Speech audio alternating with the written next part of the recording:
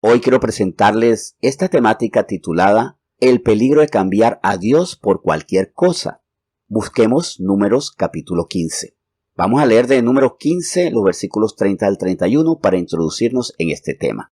La motivación de esta enseñanza de hoy de el peligro de cambiar a Dios por cualquier cosa nace de lo que debemos entender. Nuestro enemigo es Satanás.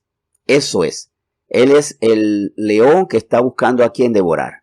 Y una de las cosas que Satanás odia de nosotros, los cristianos, es que seamos fieles a Dios. Y es por eso que desde el principio atacó esa fidelidad. Lo primero que hizo fue atacar la fidelidad que Adán y Eva tenían a Dios. ¿Y cómo lo hizo? Seduciéndolos.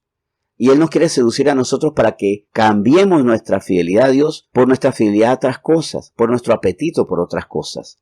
¿Y por qué Él detesta esto? Porque recordemos que Satanás fue infiel y fruto de esa infidelidad fue condenado por Dios y será echado al lago de fuego. Y Él odia que nosotros sigamos siendo lo que Él no quiso ser, lo que Él sostiene con maldad, que debe ser infiel a Dios. Y en su odio a nosotros, Él quiere que suframos lo mismo que Él, porque Él no se arrepiente, aunque Él sabe lo que va a sufrir. Él sabe lo que le toca. En Números 15, versículos 30 al 31, hago la siguiente lectura. Mas la persona que hiciere algo con soberbia, así el natural como el extranjero, ultraja a Jehová, esa persona será cortada en medio de su pueblo. Por cuanto tuvo en poco la palabra de Jehová y menospreció su mandamiento, enteramente será cortada esa persona, su iniquidad caerá sobre ella.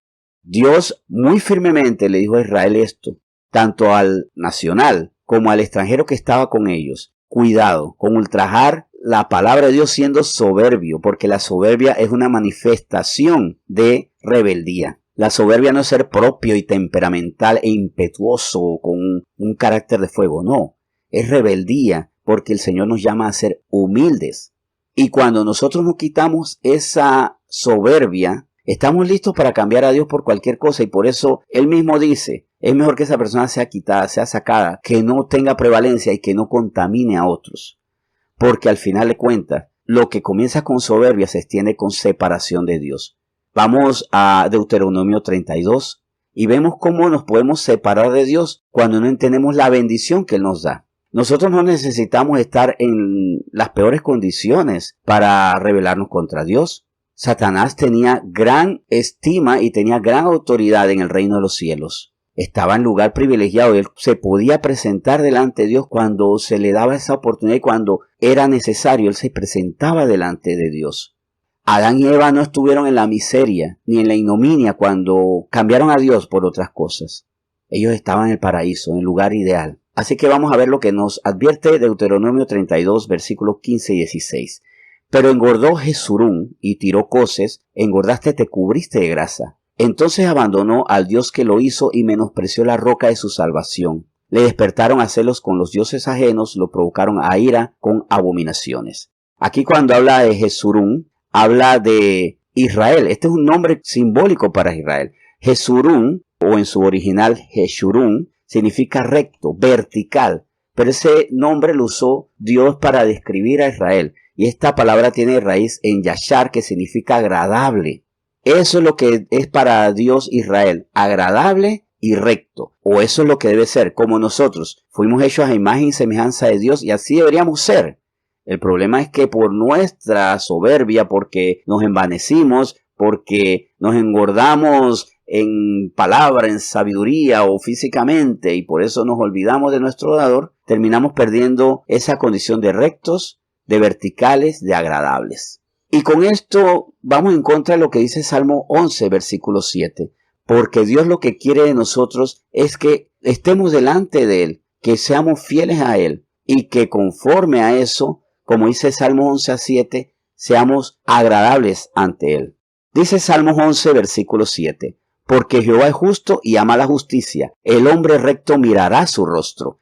¿Se acuerdan que le había dicho que Jeshurún significa recto y que su raíz es yashar? Pues precisamente en Salmo 11, versículo 7, la palabra recto, cuando dice el hombre recto, es yashar. Así que eso nos toca a nosotros. No es que eso habla de Israel nada más, eso habla de nosotros.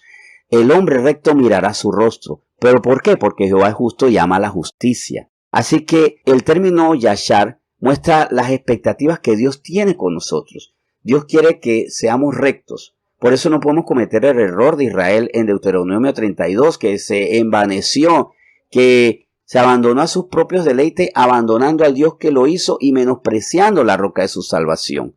Recuerden que Dios nos hizo a nosotros y la roca de nuestra salvación es Jesucristo. Así que esto que dice el Deuteronomio 32 aplica perfectamente para nosotros. Nosotros tenemos un Dios que nos hizo y un Jesucristo que nos salva, que nos redime, que nos rescata, que nos libra de la condenación. ¿Y qué pide el Señor ante eso? Que seamos rectos delante de Él, que no lo cambiemos por otra cosa. ¿Cuándo se pierde la rectitud? Cuando cambiamos a Dios por el trabajo, por los hijos, por la bonanza, por la belleza. Hay personas que se miran al espejo y siguen cultivando su belleza. Personas que se endiosan a sí mismos. Personas que reemplazan los tiempos con Dios por colocarlo para otras cosas. Cambiamos a Dios por otra cosa cuando dejamos que otra cosa sea lo que nos mande a nosotros. Dejamos que otras cosas nos gobiernen, otras cosas administren nuestro tiempo, otras cosas nos den el sentido a nuestra vida. Cuidado con cambiar a Dios por cualquier otra cosa, porque eso va en contra de Dios, que nos llama rectos cuando vivimos delante de Él y cuando nuestro deleite es Él. Vamos a orar. Señor, muchas gracias por el deleite de tu palabra y el deleite de tu espíritu con el que tú nos quieres sostener y con el que tú nos llevas a que no busquemos otras cosas, porque al final de cuentas, para no buscar otras cosas tenemos que deleitarnos en ti, tenemos que disfrutarte a ti, tenemos que gozarnos en ti, tenemos que disfrutar y amar el hecho de ser tus hijos. Tenemos que disfrutar y amar el hecho de que tú eres nuestro Padre. Tenemos que disfrutar y amar el hecho de que tenemos un vínculo contigo cotidiano tan grande que el Espíritu, tu Espíritu Santo, vives en nosotros para que esto no tenga interrupción. Nuestro vínculo contigo solamente lo podemos interrumpir nosotros, lamentablemente, porque tenemos esa opción, porque te seguimos a ti por libertad y con amor, porque tú has puesto eso en nosotros. Señor, perdónanos porque a veces te cambiamos por otras cosas y dejamos que cualquier otra cosa tome nuestros pensamientos, nuestro ánimo, nuestro propósito en la vida, nuestra alegría. Que no seamos como Satanás, que olvidó quién era el norte, tú eres el norte, y que nos libremos de cambiarte a ti por cualquier cosa. Bendito eres tú que hoy nos enseñas esto. En nombre de Jesús, por supuesto. Amén.